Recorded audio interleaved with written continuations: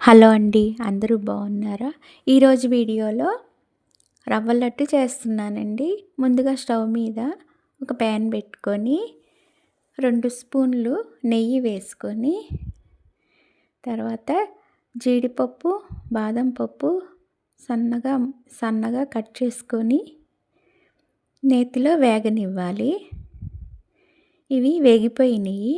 ఒక బౌల్లోకి తీసుకొని పక్కన పెట్టుకొని, అదే ప్యాన్లో 1 కప్పు బొంబాయి రవ్వ వేసుకుంటున్నాను. బొంబాయి రవ్వ పచ్చిదనం పోయేదాకా వేగనివ్వాలి. లైట్ బ్రౌన్ కలర్ వచ్చేదాకా వేగనివ్వాలండి. మంచి స్మెల్ కూడా వస్తుంది వేగాక. రవ్వ వేగిపోయింది. ఇప్పుడు ఈ రవ్వని ఒక బౌల్లో తీసుకొని పక్కన పెట్టుకొని, అదే ప్యాన్లో 1 కప్పు ఎండు కొబ్బరి కూరని వేస్తున్నాను. కొంచెం సేపు ఈ కొబ్బరిని కూడా వేగనిచ్చి 1 స్పూన్ ఎలైచీ పౌడర్ వేసుకొని, ఇందాక వేపుకున్న రవ్వలోకి ఈ కొబ్బరిని కూడా వేసుకుందాం. తర్వాత 1/4 కప్పు పంచదార పొడిని వేసుకొని, ఇందాక వేపిన డ్రై ఫ్రూట్స్ని కూడా వేసుకొని బాగా కలుపుకోవాలి.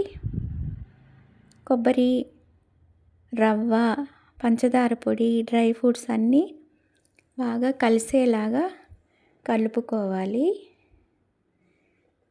తర్వాత కాచి చల్లార్చిన పాలను తీసుకొని కొంచెం కొంచెంగా పోసుకొని రవ్వ లడ్డులు కట్టుకోవాలండి. ఒకసారి పాలు పోసుకుంటే పలచగా అయిపోతుంది. చూసుకుంటూ పోసుకోవాలి. ఇప్పుడు లడ్డుకి సరిపోతుందేమో చూసుకొని ఒకసారి సరిపోయిందండి. ఇప్పుడు మొత్తం కలుపుకొని లడ్డులు చేసుకోవాలి. ఈ రవ్వ లడ్డుల్ని ఒకటొకటిగా చేసుకొని ఒక ప్లేట్లో ఆరబెట్టుకోవాలి.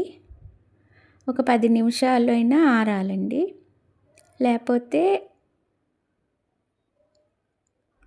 ఆరిపోతే బాక్స్లో పెట్టుకుంటే 5-6 రోజులు నిల్వ ఉంటాయి.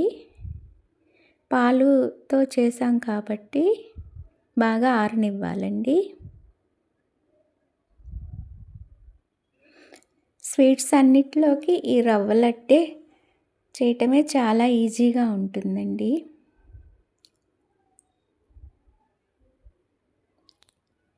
లడ్డూలు చేయటం అయిపోయింది. ఇప్పుడు ఒక బౌల్లోకి తీసుకొని కొంచెం సేపు ఆరిన తర్వాత బాక్స్లో పెట్టుకుందామండి.